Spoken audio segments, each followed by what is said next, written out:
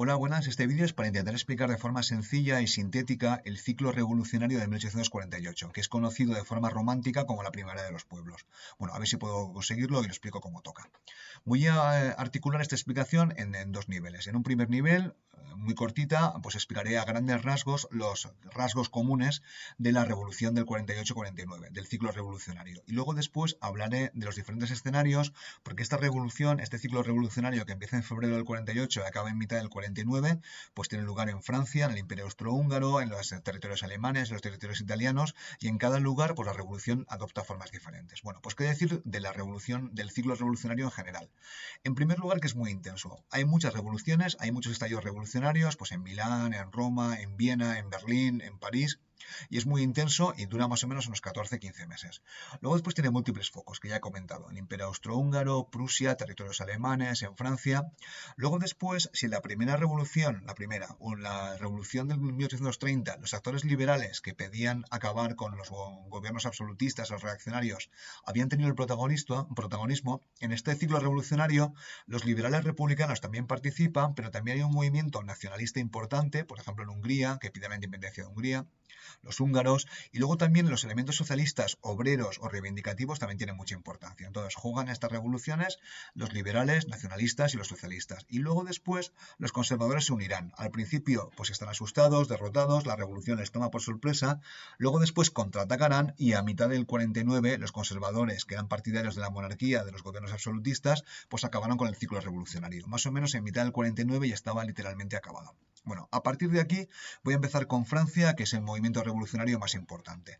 Y yo lo he definido como una revolución en dos rondas. El final de Luis Felipe de Orleans, ciudadano e igualdad, rey e igualdad, que es el último rey de Francia hasta la actualidad. Luis Felipe era de la familia Borbón, pero no directamente, de una rama cercana, los Orleans, y fue nombrado rey en la Revolución de 1830. Si os acordáis del cuadro La libertad guiando al pueblo, donde aparece la libertad pues desnuda, enarbolando una bandera francesa, pues él fue el rey que apareció, que nombraron a partir de la Revolución de 1830. Era un rey constitucional, burgués, que encarga el gobierno pues a muchos políticos, pero el principal de ellos lo tenéis aquí, que es François Guizot.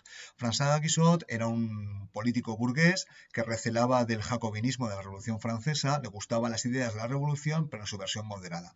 François Guizot protagoniza, pues gobierna en Francia unos cuantos años, no todos los años, y durante su gobierno, pues la burguesía asciende al poder, ellos gobiernan mediante el sufragio censitario, bastante restringido, el cuerpo electoral, la gente que podía votar, pues no eran demasiados, y luego después aquí tenemos un texto donde se queja que el peligro para Guizot era el sufragio universal. Él apostaba por el sufragio censitario, donde la gente que pagaba impuestos, pues votara las elecciones. Cuando los obreros le reclamaban que querían votar, querían el sufragio universal masculino, él les decía, enriqueceos. Era el planteamiento de François Guizot. Bueno, él gobiernan hasta el 48. Aquí tenemos una imagen de la Asamblea Francesa, le llama el vientre, el estómago legislativo, es de un caricaturista llamado Honoré Daumier, donde se mofa y bueno, se puede ver que es una asamblea burguesa donde los burgueses juegan a la política.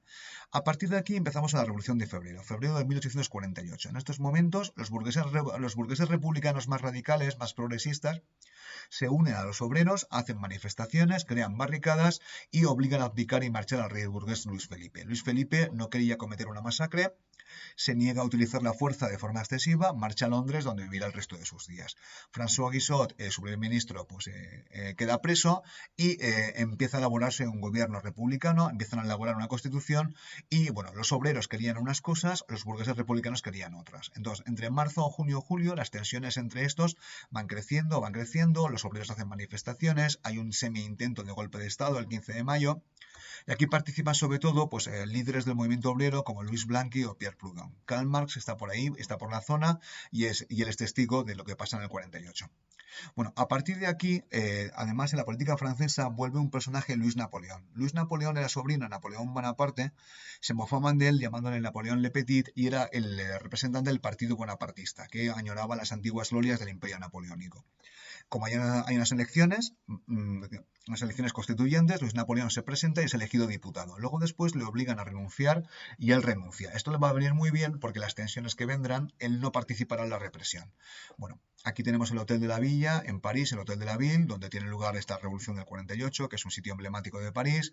Y bueno, la segunda revolución, la segunda fase tiene lugar en junio, el 22-25 de junio. Hay tensiones, crecen, los republicanos burgueses usan al ejército y hay 3 días de combates calle por calle, donde hay entre 500 y 3.000 muertos. No se sabe cuántos hubo, miles de detenidos, exiliados que envían a la Guayana Francesa, que era una zona en América donde se enviaban a morir, porque era una zona muy insalubre, y el líder de la represión era el líder de los republicanos burgueses, un tal Cavaignac. Era un general republicano, un tipo duro, un republicano de orden, y claro, el movimiento obrero en estado de shock, básicamente porque los acaban de masacrar. Entonces, se callan, están en estado de shock, hay un silencio absoluto, y en estos momentos, bueno, aquí tenemos unas imágenes de la masacre, son óleos, son obras artísticas. Aquí se puede ver el Panteón en París y los obreros peleando contra el ejército. Aquí usaron armas de fuego y los obreros fueron masacrados.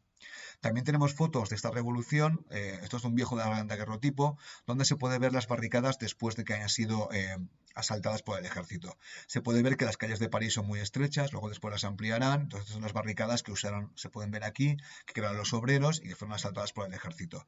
Entonces hay unos cuantos daguerrotipos, es muy curioso porque se puede observar cómo era el París de mitad del siglo XIX. Bueno, entonces hemos visto que hay tensiones y en estos momentos están durante la Segunda República. La Segunda República, en este momento que había tensiones entre obreros y burgueses republicanos, entran en un periodo constituyente. Están redactando una constitución que acaban en 1848. En esta constitución tenían que decir los republicanos si querían un presidente fuerte o un presidente débil. Un presidente fuerte estaba bien porque la política se llevaría a cabo con más energía y sería más efectiva. Pero un presidente fuerte siempre tenía el peligro de dar un golpe de Estado. Una presidencia débil daba más papel al Parlamento. Al final, como pensaban que Cavaignac, el general republicano que había liderado la represión, iba a ganar, optaron por una presidencia fuerte. Entonces, en diciembre se tienen lugar las elecciones, Luis Napoleón se presenta a las elecciones, acordaos de que no había participado en la masacre, y es nombrado presidente de la República. Aquí tenemos el golpe fallido de Luis Napoleón y aquí tenemos las elecciones presidenciales.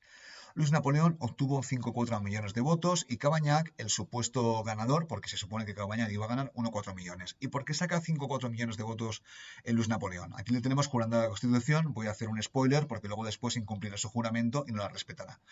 Aquí tenemos pues Luis Napoleón Bonaparte, luego Napoleón III, que se hace nombrar. ¿Por qué ganó? ¿Por qué ganó? Porque había monárquicos que eran partidarios de los Borbones. Como los Borbones no podían volver, pues una monarquía pues era una cosa más o menos aceptable. No, había bastantes monárquicos en Francia todavía. Luego después, los monárquicos que eran partidarios de Luis Felipe de Orleans, que había marchado a Londres, tampoco querían una república, con lo cual Napoleón, también Luis Napoleón, era una acción aceptable. Los republicanos de izquierdas, que no aceptarían una monarquía, no les gustaba nada, habían sido recién masacrados. Entonces, estos obreros republicanos de izquierdas no votaron. Y luego los del imperio, los bonapartistas, lo que añoraban Napoleón Bonaparte, el Napoleón el Grande, pues también le votaron a Luis Napoleón. Con lo cual, y los republicanos conservadores votaron básicamente a Cavaignac. Con lo cual, Luis Napoleón, además de que tenía carisma y usó la memoria de su tío, pues consiguió 5 millones de votos y fue nombrado presidente de la República de Francia. Luego después, en el futuro, en el 51, daría un golpe de Estado, pero bueno, eso es otra historia. Y luego los campesinos obreros, pues bueno, esos votaron de forma, pues tanto a uno como a otro. Bueno, ahora veremos qué pasa en Italia. En Italia, pues había unos cuantos reinos, no era un país unificado, estaban las dos Sicilias, lo tenemos aquí, donde gobernaban los Borbones, los estados pontificios, donde gobernaba el Papa, y luego había diferentes ciudades, el Piamonte, pues la zona de Lombardía, etcétera. Entonces, hay varias revoluciones en Milán, en Venecia, en Roma y en otras ciudades. Y el Papa que estaba en Roma, Pío IX, que era un Papa liberal, que había apoyado a los liberales en la Revolución de 1830, le expulsan de Roma y crean de nuevo una república romana. Entonces, el Papa, aquí tenemos una imagen posterior, desde 1860, porque fue Papa muchísimos años, pues sufrió una especie de conversión. Era un liberal, partidario del liberalismo, y después se convirtió en antiliberal. De hecho, tiene una encíclica contra el liberalismo que se llama el Syllabus de Errores, Syllabus Errorum. Entonces, el Papa pues, fue expulsado de Roma y se creó una república. Y entonces, Luis Napoleón, que ya estaba al mando, que era presidente de la República Francesa, y tropas españolas apoyaron de nuevo al Papa y en el 49 volvieron a reinstalarlo como jefe de Estado de los Estados Pontificios. Aquí tenemos una imagen de la revolución en Milán, en Porta Tosa. Aquí tenemos una barricada muy parecidas a las de Francia, ¿no? Aquí es muy curioso porque en Milán el clero parte era liberal. Aquí tenemos un retor, un sacerdote, ¿no? Que está una bandera italiana. Entonces, pues bueno, en Milán hay una revolución. Aquí tenemos en la plaza, en la Piazza del Popolo, en Roma. Este sitio es muy conocido. Pues aquí tenemos las banderas republicanas, etcétera. República Romana, Dios y pueblo, pone aquí, se comparece, ¿no? Y luego tenemos, dentro de esta revolución, tenemos como su gran profeta, hecho una metáfora religiosa. Giuseppe Mazzini era un político italiano, un revolucionario, que era el gran líder de la revolución, temido y odiado, y al final siempre acababa siempre en el exilio. En Mazzini es la que estaba proponiendo la unificación de Italia. De momento no se conseguirá, pero Mazzini estuvo involucrado en la revolución del 48. Aquí tenemos una imagen en Venecia, ¿vale? Que también tiene una revolución, que se libera el Imperio Austrohúngaro y luego después aquí tenemos pues una iglesia, que es la Escuela de Morti bombardeada. Entonces, bueno, en Italia la revolución hemos visto que era la República Romana y luego después es sofocada. ¿Qué pasa en Alemania? Aquí tenemos una imagen en Berlín, Alexanderplatz, donde tenemos los revolucionarios en Berlín. En Alemania eran un montón de reinos y sufren o experimentan bastantes revoluciones. En Berlín hay una, y luego también hay diferentes revoluciones con diferentes tamaños o diferentes virulencias en los diferentes estados alemanes. Hay una revolución y, bueno, los revolucionarios, cuando triunfan, hacen una reunión en la ciudad de Frankfurt y crean un parlamento alemán, que este parlamento está buscando la unificación alemana. Se reúne en una iglesia de San Pablo en Frankfurt y, bueno, pues ahí los representantes, había más o menos liberales, Marx participa en esta y luego se celebra en Londres. Y luego después esta reunión en Frankfurt tiene que decidir si optan por Prusia y optan por el Imperio Austrohúngaro. Prusia había sufrido una revolución, era el reino alemán más poderoso militarmente hablando, y el Imperio Austrohúngaro no estaba para muchos líos porque también está sufriendo una revolución. Así que aquí tenemos la imagen de Alexanderplatz. Así que el Parlamento de Frankfurt opta por ofrecer el trono de Alemania a Federico Guillermo IV, el rey de Prusia, en el 48. Le ofrecen el trono a Alemania, pero no hay que olvidarse que es una revolución liberal y le ofrecen el trono al Federico Guillermo IV si era un monarca constitucional, si era un monarca liberal. Federico IV rechaza la oferta porque él era un monarca autoritario en Prusia y quería tener muchos más poderes. Rechaza la oferta, así que Alemania no se crea, y entonces aquí se habla de un turning point, un punto decisivo en la historia de Europa. ¿Qué hubiera pasado si Alemania se hubiera creado como una monarquía constitucional, liberal, amable y menos militarista? ¿Qué hubiera pasado? Pues a lo mejor no hubiéramos tenido dos guerras mundiales y hubiera sido todo mucho más pacífico. Pero bueno, nunca lo sabremos. Aquí tenemos a Federico Guillermo, ¿no? Esto es un óleo sobre lienzo como rey de Prusia, y aquí lo tenemos una foto porque, al igual que el Papa, pues ya en esta época ya había daguerrotipos y tenemos fotos de los protagonistas. Bueno, ¿qué pasa en Austria-Hungría? Austria-Hungría era un imperio enorme, ¿vale? Donde gobernaba un príncipe, Clemens von Metternich, el gran líder del Congreso de Viena, que había gobernado como primer ministro desde 1815. Era una figura eterna en la política del imperio austrohúngaro.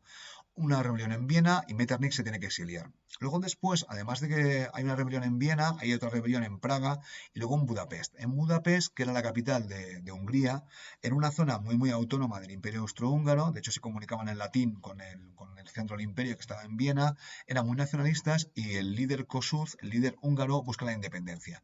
Bueno, hay una rebelión, el imperio austrohúngaro está básicamente en llamas, el emperador tiene que abdicar y renuncia a su hijo Francisco José. Y al final el imperio austrohúngaro poco a poco consigue reagrupar fuerzas y es ayudado por el imperio ruso, que rescata al imperio austrohúngaro. Y bueno, al final, vía manu militari, dominan de nuevo todos los territorios, liquidan derrotan a Kossuth, derrotan a los revolucionarios en Praga y lo hacen manu militari, por la fuerza. Pero la situación es insostenible y en un futuro, en el 67, unos cuantos años más tarde, harán una reforma constitucional y crearán la monarquía dual. Es decir, que el imperio tenía dos centros, el centro vienés y el centro húngaro o en Budapest. Aquí tenemos a Kossuth, ¿vale? El líder de la independencia húngara, que fracasó, y aquí tenemos pues el movimiento independentista en Praga, en Rumanía. Así que la revolución al imperio austrohúngaro tuvo lugar en muchos sitios.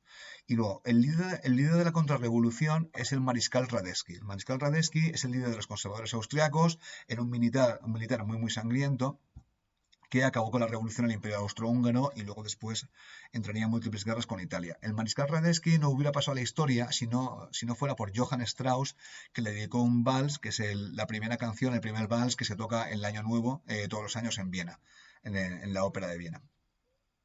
Bueno, pues entonces a partir de aquí, el Imperio Austrohúngaro pues tiene un nuevo emperador, que es Francisco José, Franz Joseph, aquí lo tenemos de jovencito, ¿no? Luego de más adulto y luego de anciano. Como se puede ver por las fechas, el Francisco José gobernará muchísimos años y él es un monarca muy, muy trabajador, muy, muy responsable y se puede hablar de un neoabsolutismo. Es un monarca autoritario que trabaja por el pueblo, en principio trabaja muchísimo y es el gran referente del Imperio Austrohúngaro hasta su disolución después de la Primera Guerra Mundial.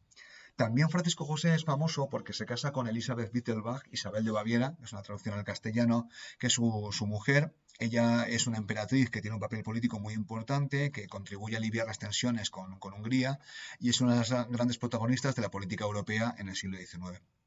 Bueno, espero que se hayan entendido las revoluciones y con esto he acabado.